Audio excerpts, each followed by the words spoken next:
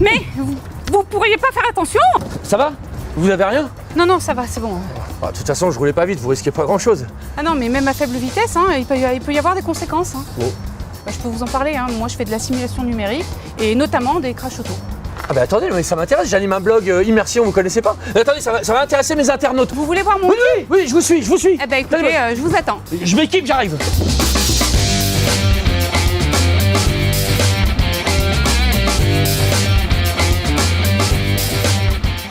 Mais on est chez Ségula Technologies ici. Ben oui, Ah, mais je connais bien, ouais, j'ai déjà été sur plusieurs de leurs sites. Eh ben écoutez, moi je peux vous parler de mon métier alors. Je peux vous faire découvrir la simulation numérique, le calcul de structure et notamment le choc piéton. Les parents qu'une mère. Emmanuel, Bonjour. je te Pierre présente du Pierre. blog Immersion. Pierre a failli m'écraser en arrivant. C'est pas vrai. Et je me suis proposé de lui expliquer ce qu'était un crash, un choc piéton. Hein. Donc là, c'est la simulation d'un choc sur un piéton. Ah non, bah là c'est avec un camion là. Oui, c'est avec un véhicule industriel. Donc on a ici la simulation et ici l'essai réel. Mais c'est très proche l'image l'une de l'autre, Oui, on dirait que oui, c'est... ça a été des mois de travail pour arriver à ça. Ah, on a l'impression que votre image virtuelle est tirée de l'image réelle, non? Pas du tout. Pas du tout, c'est l'inverse. On a d'abord fait les calculs pour ensuite valider avec les essais. On réduit le nombre de prototypes, on prévoit le comportement des structures et quand on arrive à un résultat satisfaisant, on va pouvoir lancer des essais. You Sandrine Sandrine Sandrine Sandrine Ah, bah voilà. Ah, il y a quand même un code.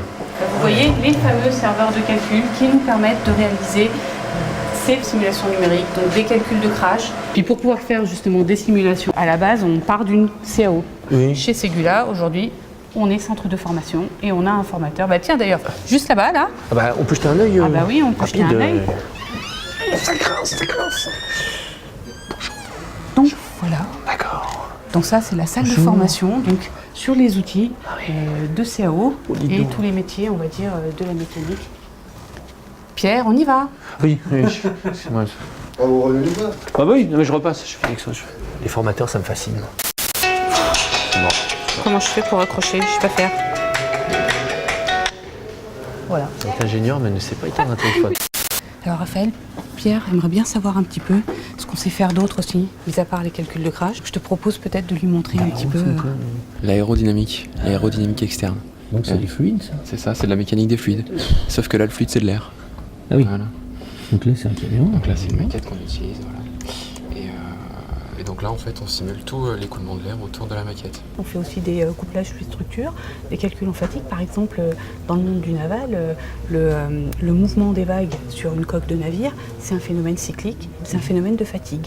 Puis dans le domaine de l'auto aussi, bien sûr. Hein, par exemple, une porte qui va s'ouvrir une fois, 2 fois, 100 fois. Donc là, on a un robot qui va simuler justement un essai de claquage de porte.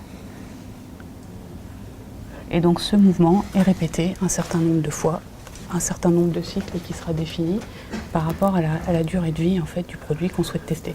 Et donc ces essais sont faits justement dans nos ateliers. Chez vous. Donc aujourd'hui, nous avons des moyens d'essai qui nous permettent de faire des essais physiques et ensuite de les corréler avec de la simulation.